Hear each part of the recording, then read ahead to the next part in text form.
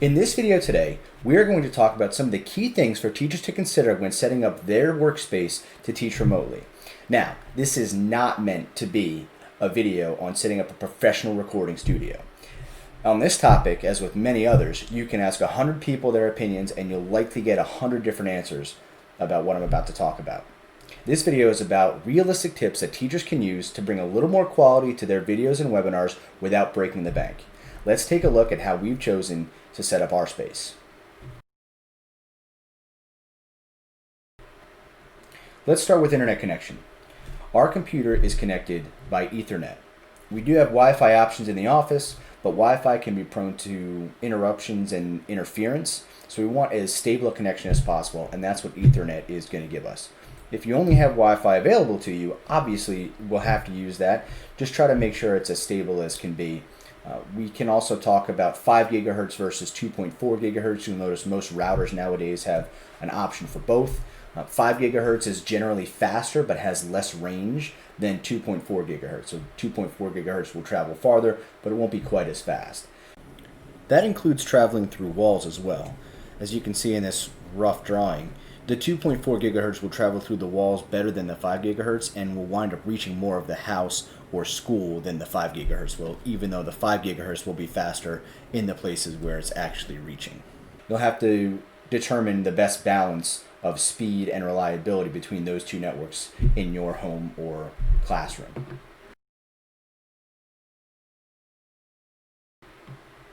Next, we'll talk about webcams.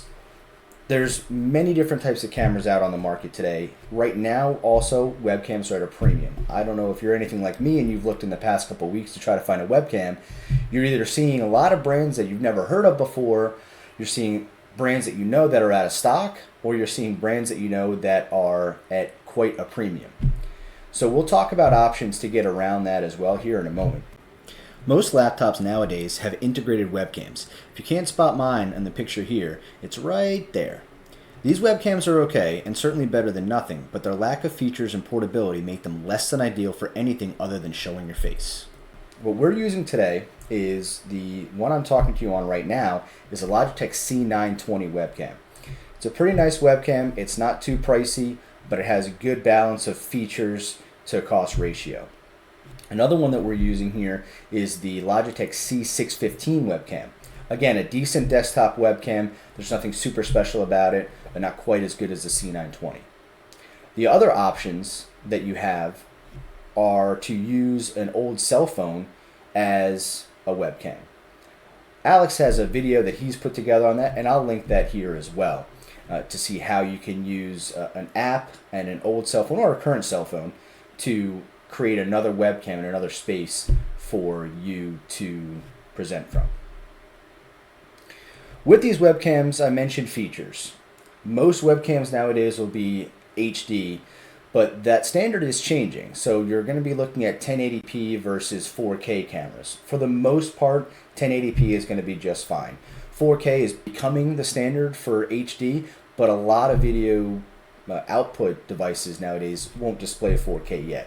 So 1080p is probably fine. Save a little bit money there when you can. The same can be said about 30 frames per second versus 60 frames per second. A 60 frame per second camera is going to be a little bit smoother and have less blur, but overall your users may not really notice the difference. Keep in mind though that both 4K video and 60 frames per second video is going to result in a larger file size and require more bandwidth to either stream or upload to whatever service you're using.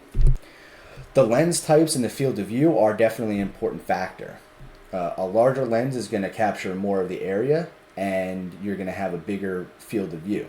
Similarly, the lens type makes a difference. Plastic lenses aren't going to be as durable or reliable as a glass lens would be.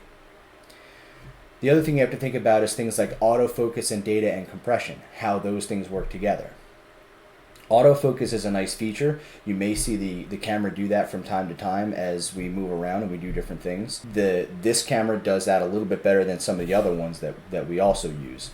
But it is something to consider, and it's nice to not have to worry about the different parts of your shot and whether or not it's going to be in focus, because the camera takes care of a lot of that for you.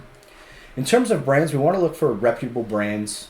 Logitech is probably the most recognizable out there. As I said, though, they're more and more difficult to find nowadays just because the stock isn't there yet from the boom that happened a few months ago and everybody needing to get webcams and start working from home. But if you can find a reputable brand that is well known in the computer peripheral industry, that is better. As we talked about, we do have some mobile options. Webcam is an app that you can use to connect your phone as a camera, as a webcam with your computer. The Android one is about $5.50. I think the one for Apple is around $8, and they allow you to use your cell phone to stream HD video to your computer. So it's definitely a good option if you have a cell phone laying around, or if you have one that you can use that's even your regular daily cell phone. I would recommend, if you are going to use your normal cell phone for it, probably put it on Do Not Disturb. And you can't use airplane mode because it does communicate over Wi-Fi, but a Do Not Disturb mode will prevent calls and texts from interrupting your videos. Next, we want to talk about camera placement. It's important, obviously, to make sure that you're showing what you need to show. I have some equipment on my right here, and if I'm teaching with this equipment, I'm going to want to make sure that I have a camera set up here that has a good view of this equipment, that I can see everything that I need to see and demonstrate what I need to demonstrate. That's also where the mobile options come in handy too, because you can use that to move around, obviously, very easily. A couple of other options that we have here for using a mobile phone is stabilizing gimbal. Again, Alex will go into more detail about this on his video that I'm going to link here, but this is a contraption that's helps to stabilize your video when you're holding it, rather than kind of getting that shaky or walking movement if you're moving around. The gimbal will help stabilize that and make it a little bit more smoother for your viewers. Another thing you could use is a sort of clip-on tripod like this. Our cameras are on traditional tripods, but if I was going to use my cell phone, I can clip it into the top right here, and then I can have this positioned wherever I need to create a mobile tripod on the edge of a desk, a shelf, anything like that. Next up, we can talk about microphones. We're using the Blue Yeti Nano microphone from Blue Brands. It runs about $100, and it just creates a better sound quality than the integrated microphones that you have in computers or integrated webcams in your laptops.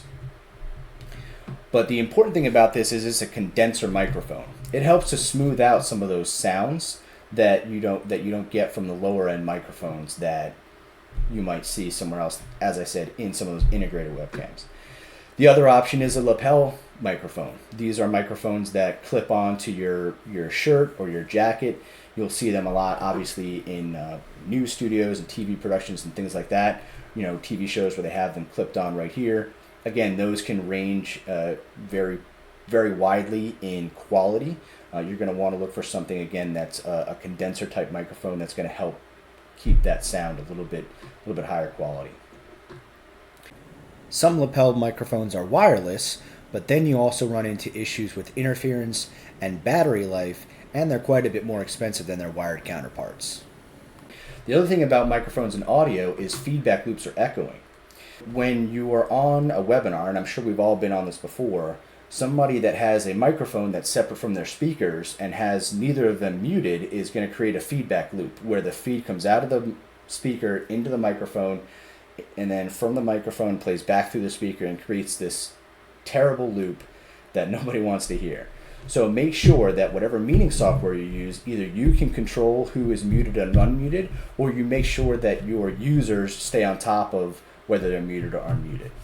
You can also use headphones when on a webinar to make sure that the sound is only playing into your ears and not out where the microphone can pick it up. And that's something that your users could do as well. Let's talk about how our environment is set up and what we need to think about there as well. Eliminate background noise where possible.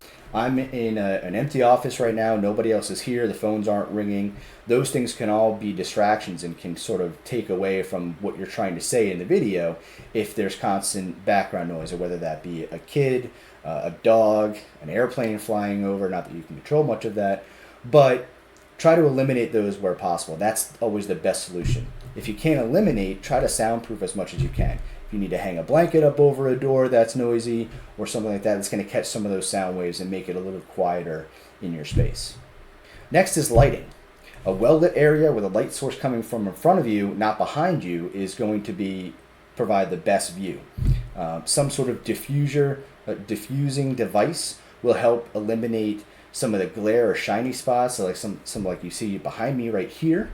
But that's sort of a next level up, not always 100% necessary. The next thing you want to look at is what's behind you, what's in your backdrop. You want something that's either going to be pretty blank and bland. Some people like to put a sheet or just a blanket, a white sheet or a white blanket up behind you so that it's just kind of a blank background.